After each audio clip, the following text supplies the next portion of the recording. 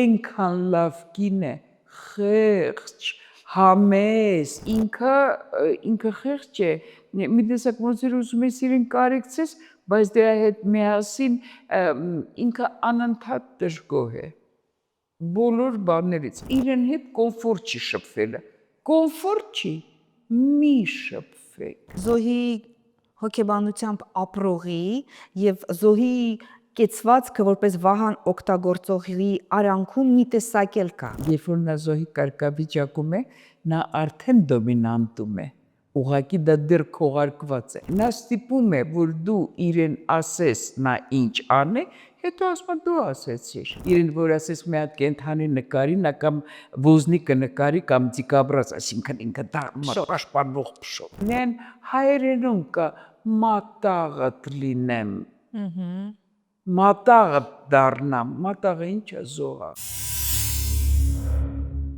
Ողջույն, յուրաքանչյուրիս միջավայրում կա առնվազն մեկ մարդ, ով մշտապես զոհի կարգավիճակում է։ Համենայն դեպս այդպես է իրեն մատուցում։ Նա հաճախ նեղանում է, նրան վիրավորել են, նա անհամարձակ է, նա շատ համեստ է, խոնարհ է,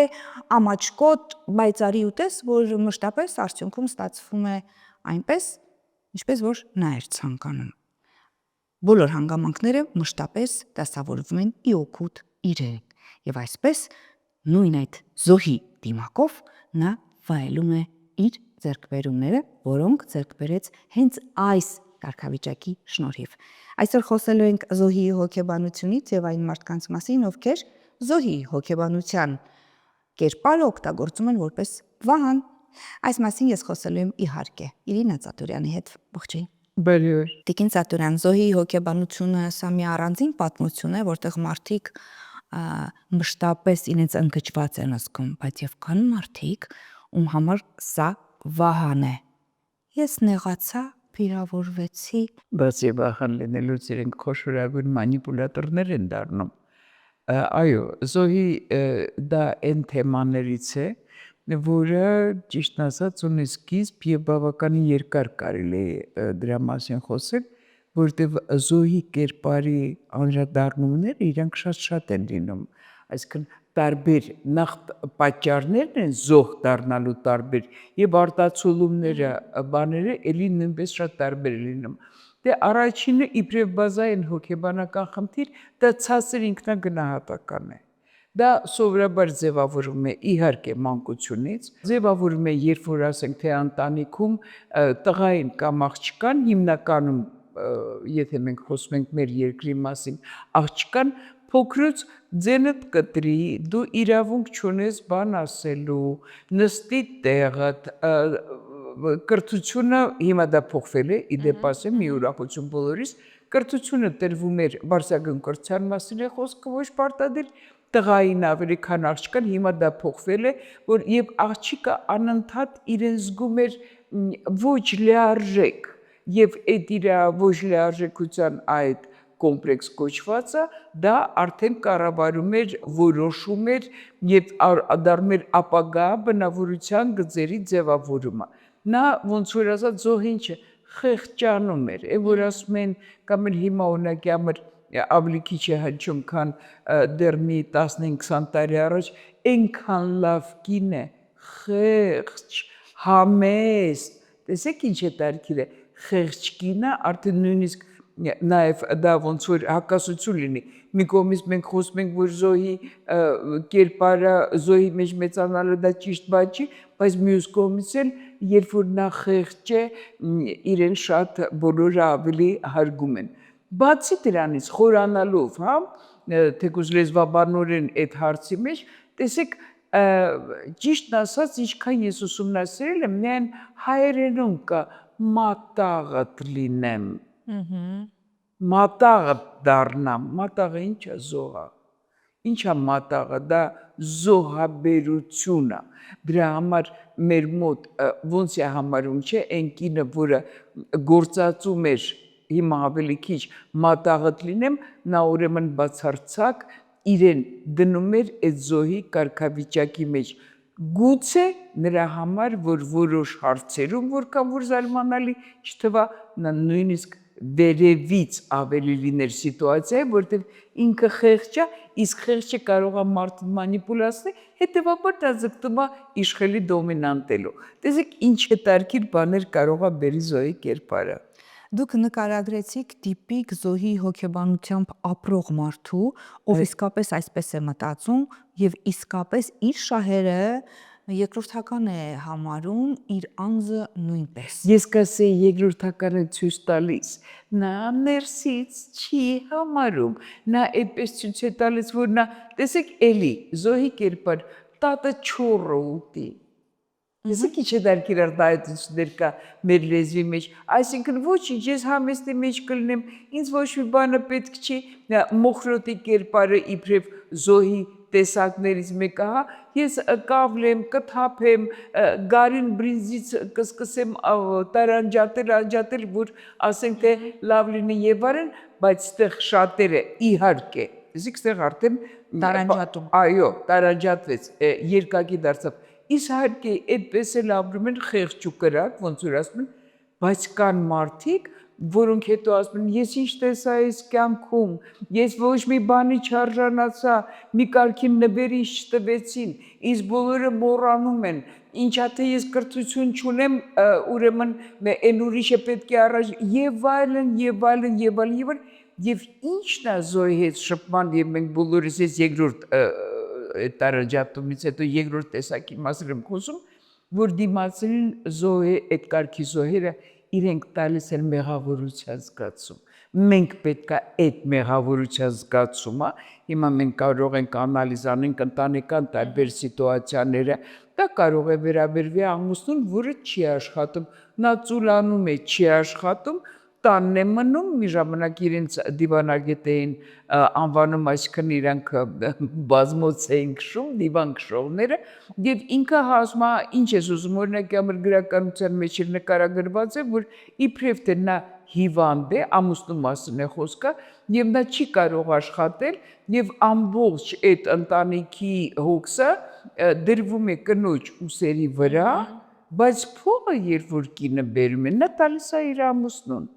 Այստեղ արդեն շատ թեմաներ սկսում են իր ընտանեկան բռնության, Զոհի կերպարը, որտեվ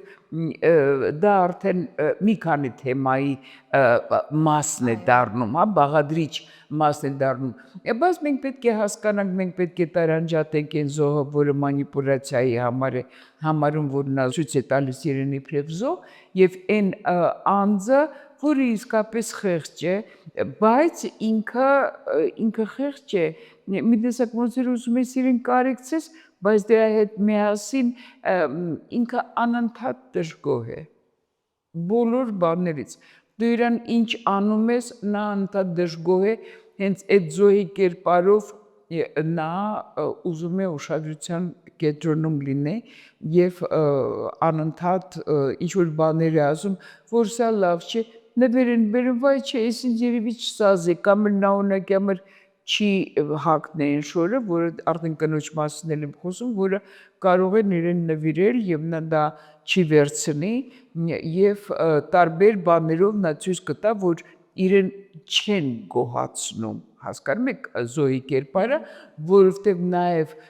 քանի որ արմատները Զոհ դառնալու շատ հաճախ ինչից են լինում, երիտասարդ ժամանակ, ավելի վաղ ժամանակ, երիտասարդ կլինի կամ ուղղակի ես նկարագրվող ժամանակահատվածից ավելի շուտ, նա ենթարկվել է ինչ-որ բռնության կամ դե կտտանք բառը հիմա սեր այդքան բան չի խոսելը, բայց կարող է հոգեբանորեն, հա, ասենք թե ճշմարտ է ենթարկվել այդ բոլոր բաներից եւ նա դարձել է Զոհ, այսինքն նա ինչ է դարձել ասուն, մի մարդ, որի իրավունք չունի խոսելու, հա, ես իհարկե երբևէ չեմ ուզենա անասունների նկատմամբ ինչ-որ բան ունենալու, բայց անասունը մի մարդ, տեսեք ինչ է դարքիրա,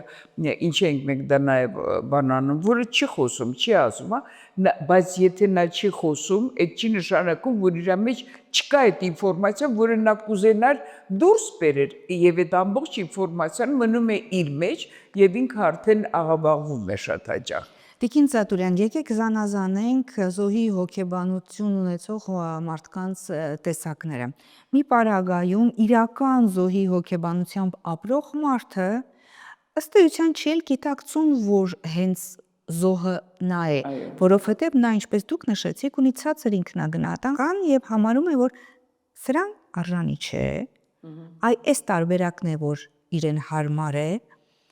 դժվարանում է իր կարծիքը հայտնել, որտեվ անկարևոր է համարում իր կարծիքը, իր ցանկությունները եւ հետագայում էլ բարձրաձայնելու, որ ես լռեցի, ես զիջեցի, այդպես էլ չի վարվում, որտեվ կարծում է, որ իր պարագայում հենց այդպես էլ պիտի լիներ։ Այսա իսկապես զոհի հոգեբանությամբ ապրող մարդն է, որը չի էլ գիտակցում, որ կարող է ինչ-որ մի բան փոխել, համարում է, որ իրեն բաժինը դա է։ Այո, կան մարդիկ, որոնք տեսեք դա այդ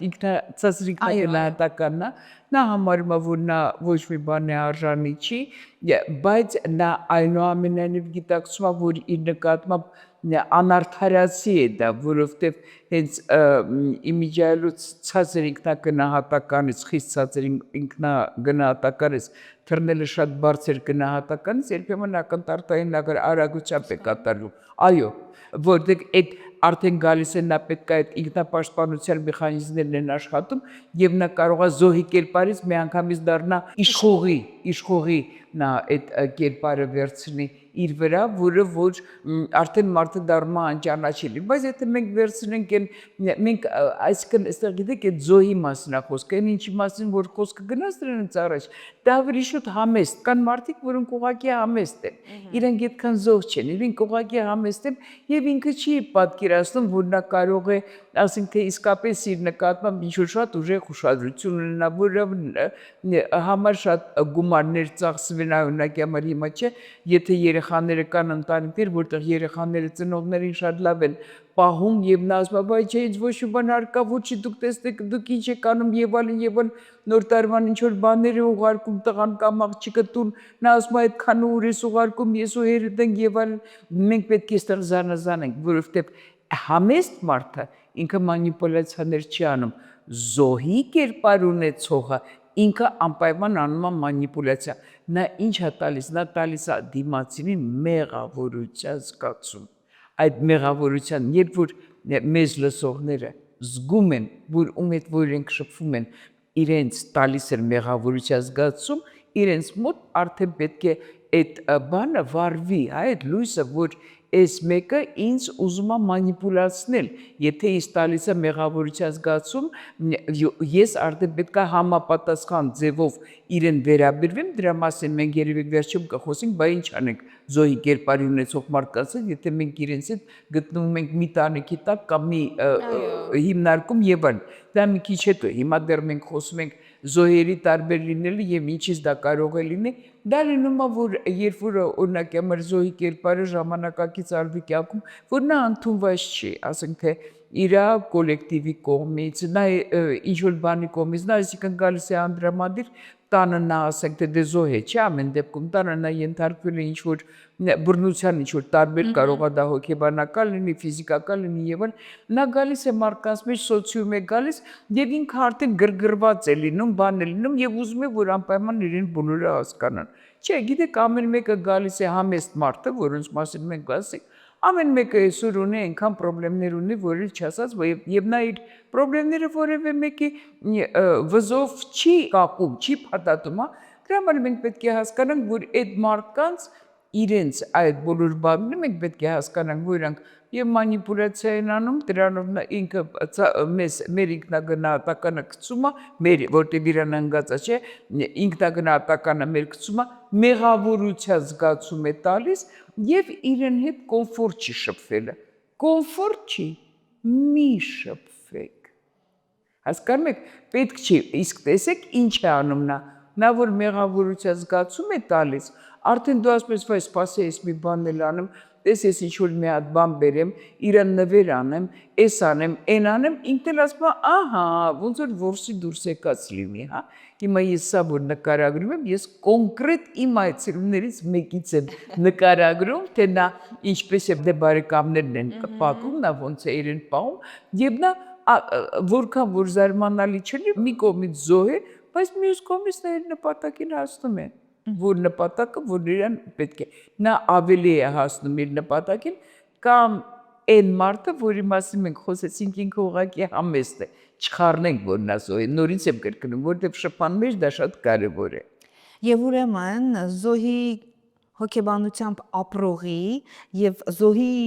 կեցվածքը որպես վահան օգտագործողի արանքում մի տեսակ էլ կա մարդկանց, Այո։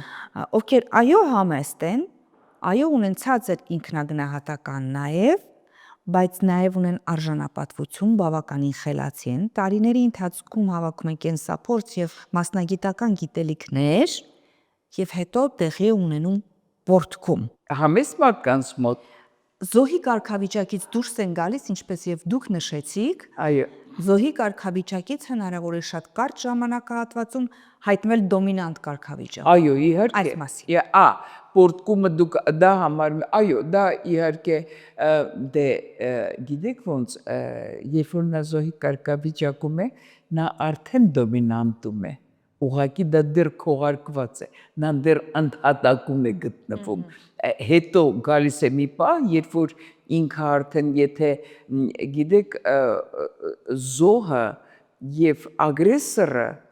իրենք ագրեսորը դառնում է զոհ, զոհը դառնում է ագրեսոր։ Դա նույնիսկ որսերի ժամանակ է նույնը։ Հասկանում եք, դա ինքը շատ հետաքրքիր պարադոքսալ բան է, այո, ինքը կարող է եւ շատ հաճախ լինում է նա դառնում է ավելի իշխող, դոմինանտող, թեկուս ագրեսոր բառը գործածվեց իհարկե այլ նպատակով, բայց մենք ստեղ էլ կարող ենք դա իհարկե հիմա օգտագործենք եւ մենք պետք է հասկանանք, որ այդ մարդկանց հետ շփումը շատ հաճախ երբեմն ուղղակի վտանգավոր է լինում, որովհետեւ ինքը նաեւ ինչ է անում, նա ստիպում է, որ դու իրեն ասես նա ինչ անե, հետո ասում դու ասեցիր։ Իմիջիայլոց ներմոտ եկողների, հոգեբանների շատ այցելուները իրենք այդ մանիպուլյացիան անում են, դրա համար տեսեք ինչ է տարքիրա, հոգեբանը իրավունք չունի ասելու ով ինչ անի, նա ասում է դու եթե դու այս ճանապարհը բռնես, սա կլինի, այս ճանապարհը բռնես, նա կլինի, ընտրի որն ես ուզում, այդ դրա համար, այդ զոհերի հետ, ով որ շփվում է, թող նա իր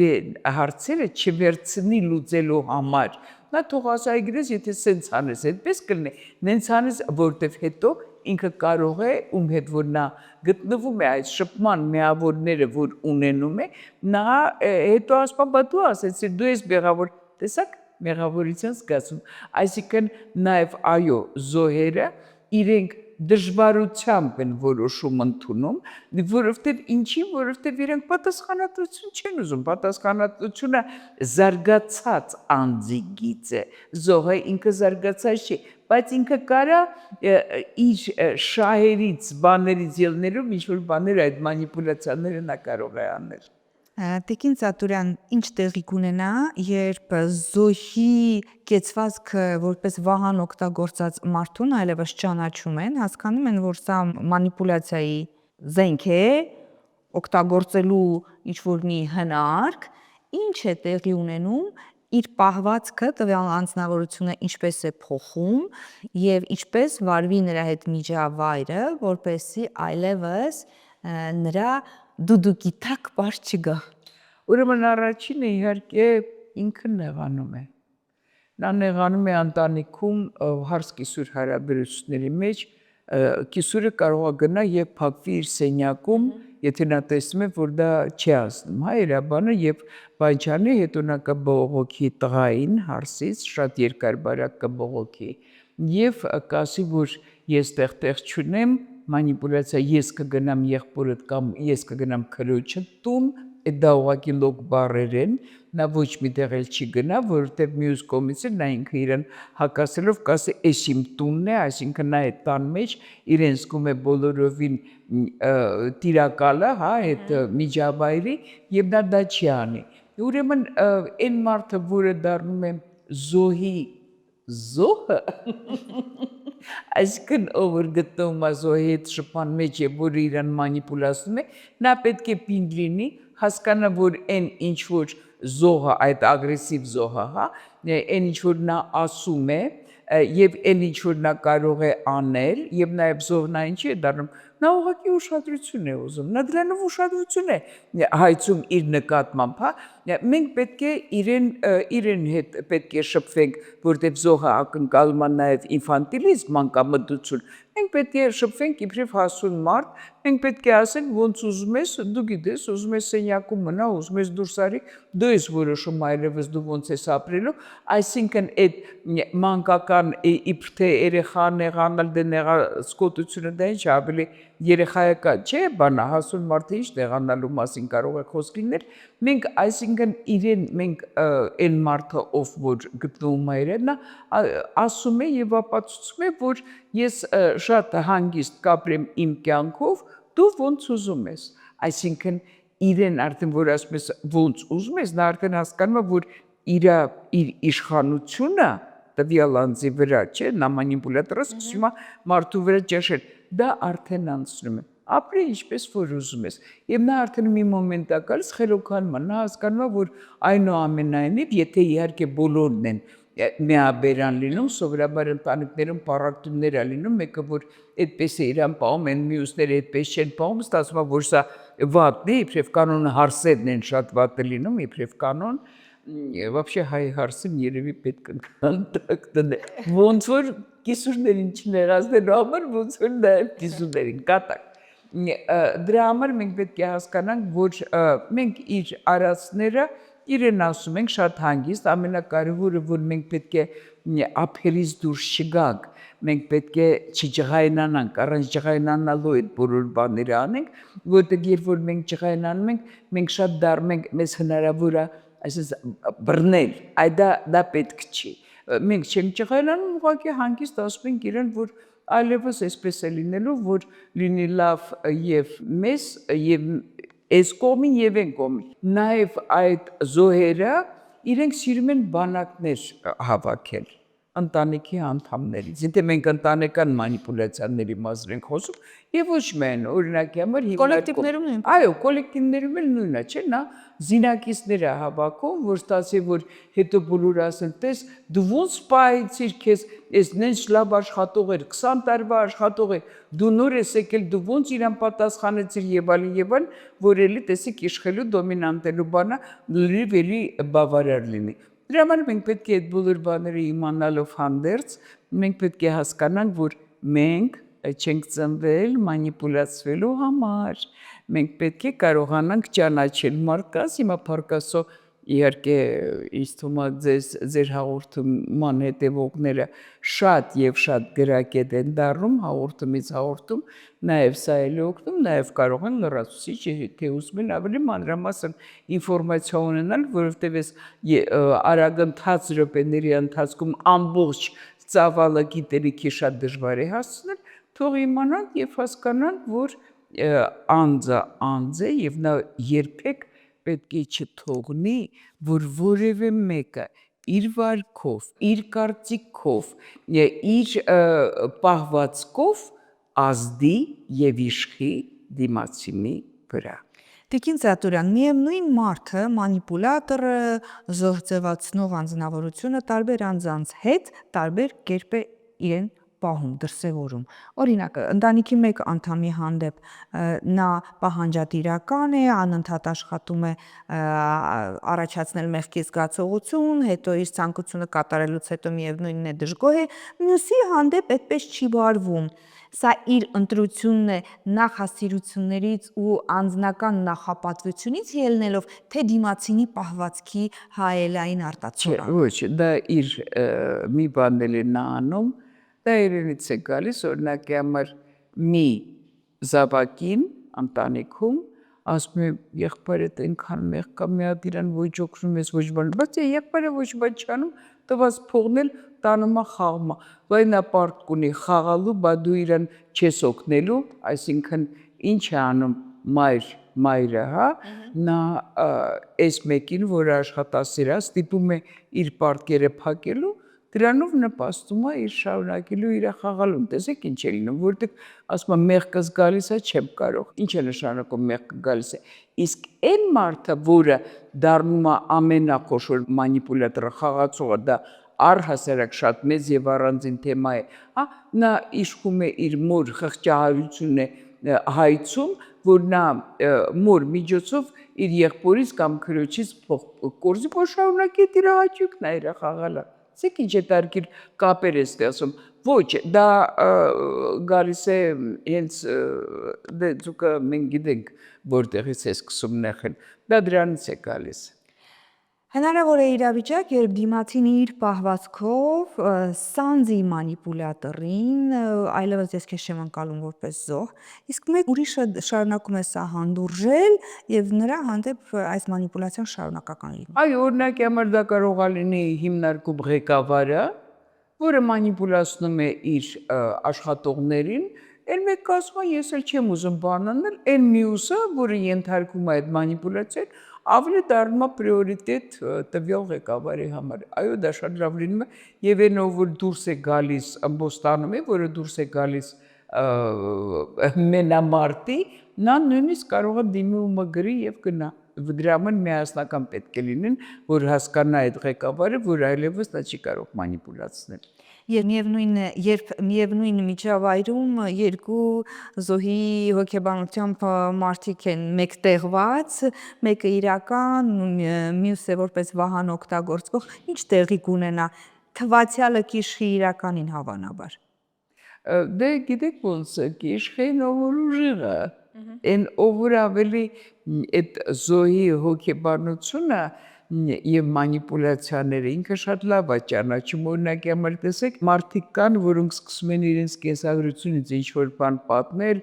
որոնք շատ դաժան մանկություն են, տեսեք, առհասարակ այս վերջերը շատ է հաճում, այնքան ծանր է ապրել, այնքան դժվար է ապրել, իսկ մեզանում հետո որ ծանր դժվար չի ապրել, պարտադիր չէ, որ մարդը, ասենք թե նյութական խնդիրներ ունենա, շատ հաճախ լինում է, որ խնդիրները լինում են բարոյական, ծնողները բաժանված են լինում, ասենք թե երեխան մեծանում է տատիկ պապիկի մոտ, ասենք թե այսօր իմ մոտ եկավ այցելու, որից հրաժարվել է եւ հայրը եւ մայրը, իրան մեծացնում են տատիկն ու պապիկը, օրինակի համար չէ, բայց դա այնքան լավ էր իրան պահում, ջայլ երեխա էր, ջայլ տղա էր 18 տարեկան, ասում էր, ես ոչ նեղացած եմ, ոչ բան էր, կարող է իմ մոտ էր այդպես ասում, տեսեք նա չօգտագործեց այդ փաստերը, որ խղճահարություն, հա, այդ որտեղ նա իսկապես զոհի կարգավիճակում է, որովհետև եւ հայրը եւ մայրը նոր ընտանիքներ ունեն, նոր երեխաներ ունեն, սա մնացել է մեջտեղ տատն ու պապն էլ մեծահասակ մարդիկ են, տեսեք, բայց նա չի օգտագործում, մեկ ուրիշը դրանից կսարքեր պատմություն, իմ հայրը որ մահացավ, ես ու քույրս հաց էինք հավաքում, մենք չէինք կարող, եւ դու արդեն սկսում ես այդ մարդու նկատմամբ իր խոստացածների նա բանա խոստանում, քեզանից ինչ-որ բան շորթելու համար դու իրեն համար դա տալիս ես, դու անում ես, եւ այլն, խնդրեմ։ Տիկին Զատորյան, կա մարդու տեսակ, ով անկախ նրանից ինչքան էլ դժվարին իրավիճակում հայտնվի, պատվից ցածր է համարում, որպեսզի իրեն խղճան։ Իհարկե։ Եվ սա ամենևին չի նշանակում, որ երբ ինքը մնում է մենակ, ինքն իրեն հետ, դա չի գիտակցում եւ ինքնախղճման մասին մի փոքր էլ խոսենք։ Այսինքն միջավայրում նույնիսկ հարազատների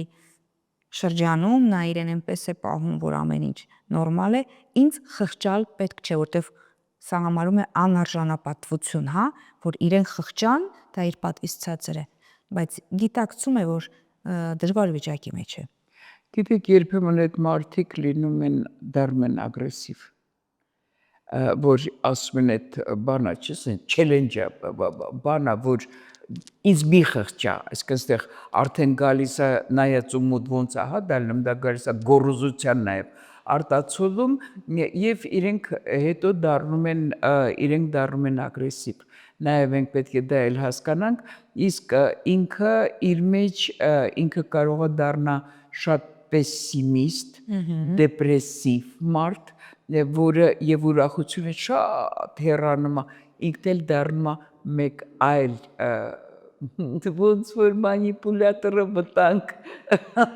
հանդիսացող անձ նաև, որովհետև անձը պետք է ուրախանալ իմանա, այն ամեն ինչը ինքը ինչ ունի,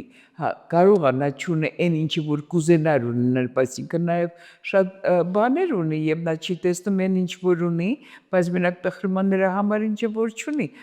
իրենք էլ ունեն, իրենց մասն էլ կարելի է շատ երկար ու բարակ խոսել։ Իհարկե նա բան չի, նա մանիպուլատոր չի լինում, բայց ինքը շփման մեջ է դառնում, գիտեք, ոնց որ իրեն որ ասես մի հատ կենդանի նկարի, նա կամ ոզնի կնկարի կամ ձիգաբրած, այսինքն ինքը դառնում է պաշտպանող փշոտ, կամ կակտուս կնկարի, եթե ասես մի հատ տեստեր կան, չէ, այդպես ծառ նկարի, կենդանի նկարի եւ այլն, այնա դա կնկարի, որտեվ ինքը արդեն իրեն զգացել է անպաշտպան։ Տեսեք, այդա նաև այդ արդեն եւս հոգեբանական խնդիրների շատ ծանր հոգեբանական խնդիրների դեպրեսիան դեմեն գիտեք, սկիզբնա շատ ուժեղ բաների, ցնցումների, ներանձնային դաշտի մեջ եւ դա դառնում է դրա սկիզբը։ Շնորհակալություն զրույցի համար։ Ես էլ եմ շատ շնորհակալ։ Մանիպուլյացիան, ինչպես եւ պասիվ ագրեսիան զրոյանում է, երբ տողատակը վերածում եք ուղիղ խոսքի։ Նա ձեզ փորձում է մանիպուլացնել ինչ-որ տողատակով կամ ինչ-որ քողարկված արարքով, ասեք ուղիղ խոսքով, դու արեցիր այսպես, որպեսզի ունենաս այսպիսի հետևանք։ Դու ասեցիր սա,